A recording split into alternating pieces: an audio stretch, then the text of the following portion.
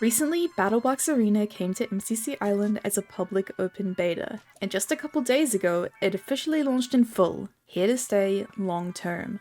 Like many islanders, I jumped into the beta immediately, and in my games, I saw a lot of people confused about the new utility, the new mechanics, and asking others to help explain what was going on. So to help everyone, and honestly myself too, I decided to make a BBA how to play guide.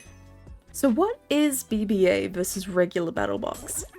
BattleBox Arena is a new spin-off on the classic BattleBox. In regular BattleBox, 4 teams of 4 take turns facing a different team each round. In BBA, this is simplified to 2 teams of 4 who fight repeatedly until one team hits 5 round wins. This repetition completely changes how the game mode is played. Since you're fighting the same team again and again, long-term strategy actually matters. If you can adapt to counter the enemy push, or disrupt their rhythm across rounds, you can flip the game in your favor just through smart kit choices and timing. One thing that a lot of players notice pretty quickly is that BBA feels different to regular BattleBox, but it's not just because of the new kits.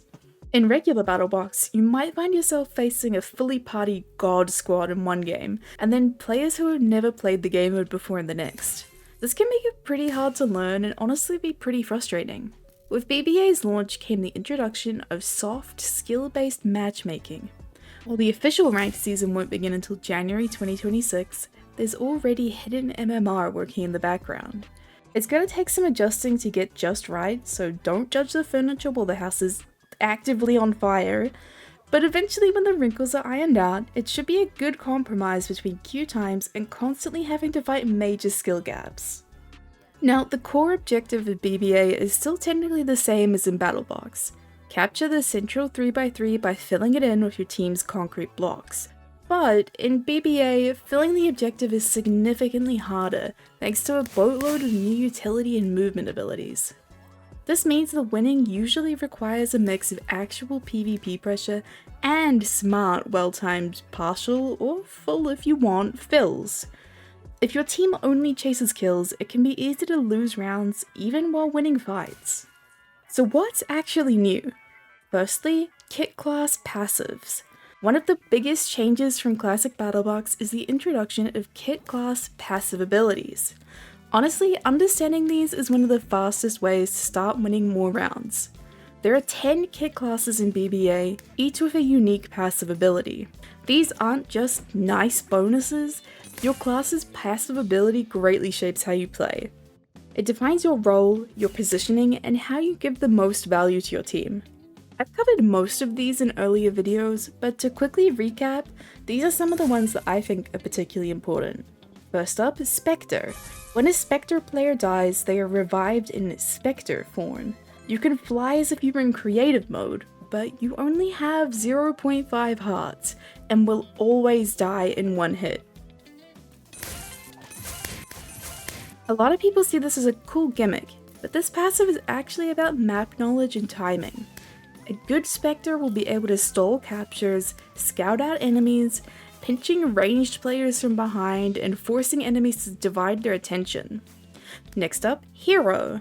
Each round, Hero has the opportunity to earn orbs of revivification by participating in 2, 4, and 6 eliminations. This means your hero can completely flip around all on their own. But it also means your hero should either be extremely strong in PvP or a more passive player. If your hero pushes solo and dies early, you lose almost all of that kit class's value. Thirdly, Baller. Baller has the ability to manipulate orbs. They can punch their own orbs around to reset their internal timer and redirect them, and they can also diffuse enemy orbs by punching them before they detonate, allowing them to pick up the orb and use it as their own. This kit has a very high skill ceiling, but it demands fast reaction time and strong awareness. The last kit class I want to cover is Gadgeteer. Gadgeteer is probably the most unique kit class in BBA. Instead of starting with fixed utility each round, Gadgeteer plays a long-term resource game. Around the map there are crates that only Gadgeteers can mine, dropping item parts used to craft utility.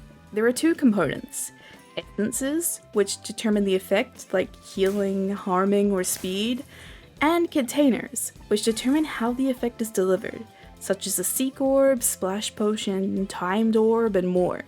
By combining an essence of a container, you can craft the exact utility you want, out of 136 possible combinations. What really makes Gadgeteer powerful is persistence. Items carry over between rounds until you use them, and if your team captures the objective with no enemies alive, all remaining crate loot on the map is instantly added to your inventory. It's incredibly strong, but comes with a really clear trade-off. Time mining crates is time not spent applying pressure or holding space.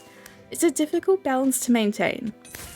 As I said before, there are a bunch more kit classes than I've talked about here, but the main thing to note is that your team composition actually matters now, and understanding passives is hugely advantageous.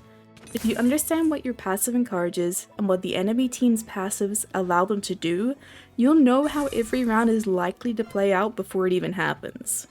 The next big new mechanic is the Kit Breaker system. You passively earn progress towards your Kit Breaker over time, as well as by dealing damage through rounds. When your Kit Breaker meter fills up, you unlock a choice between sub-kits, specialist versions of your kit class. Kit Breaker variants still keep your class's core identity, but tend to give more flexibility to tailor how exactly you want your weapons and utility. Importantly, once you've chosen your Kit Breaker option, you cannot swap to another. You can swap to another kit class entirely, but you can't choose another of the sub-kits, so to speak. Now, the part that everyone needs to learn, the new essential mechanics. BBA introduces two new weapon variants, daggers and short bows. Daggers are equivalent to stone swords that cannot crit or sweep hit, while short bows are equivalent to normal bows but cap out at a maximum of 3 hearts of damage. These exist mainly to balance weapon and utility combinations, but they're also really good basic options, so you're not left with only a pickaxe as often on those crossbow kits. Also, Detector bottles. These are throwables that take 3 seconds to arm, then auto-target the next applicable person. These are incredibly strong, but many players weren't using them to their fullest capabilities in beta. Bottle identification is kept simple.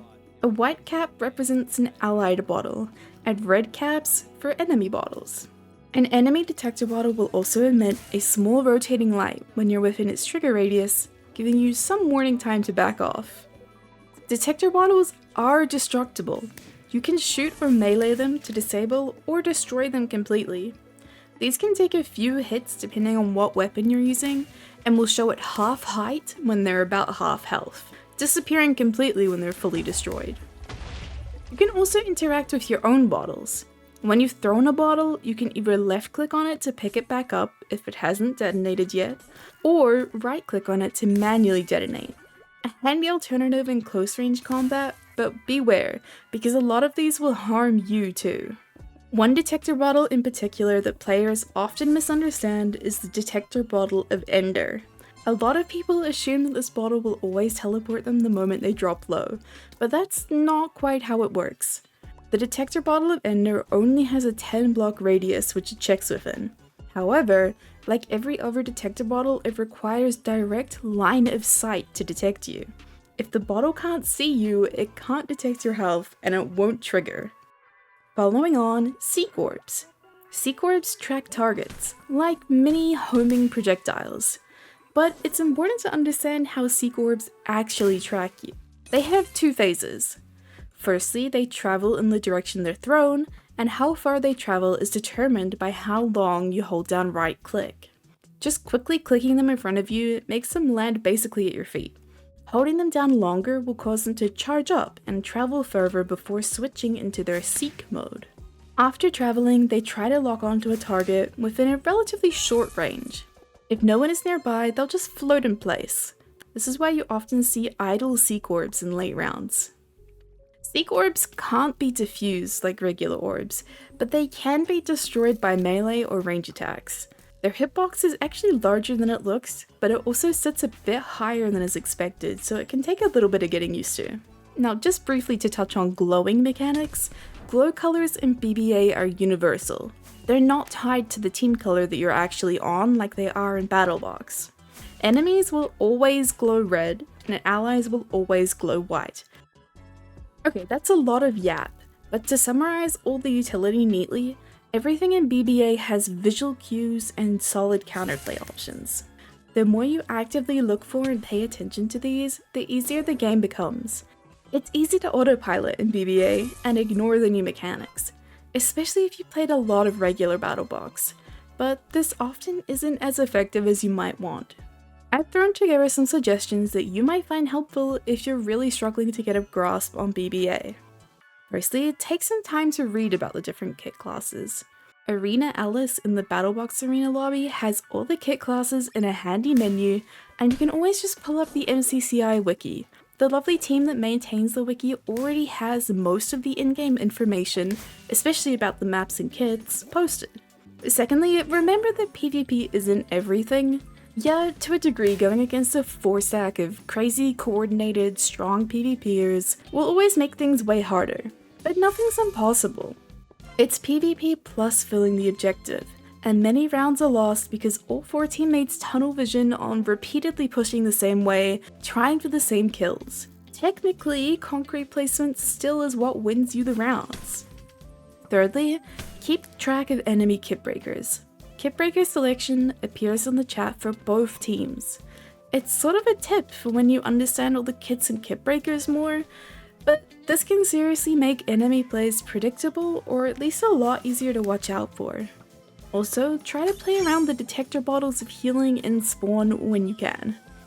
Even if it means looping back to spawn partway through a round, those healing bottles can come in so clutch for a round win. And lastly, trying out new combinations of kit classes can be super helpful. For example, the Ranger kit class deals an additional 1.5 HP with a bow shot on a glowing enemy, regardless of if it was their spectral arrow that caused the enemy to glow or not.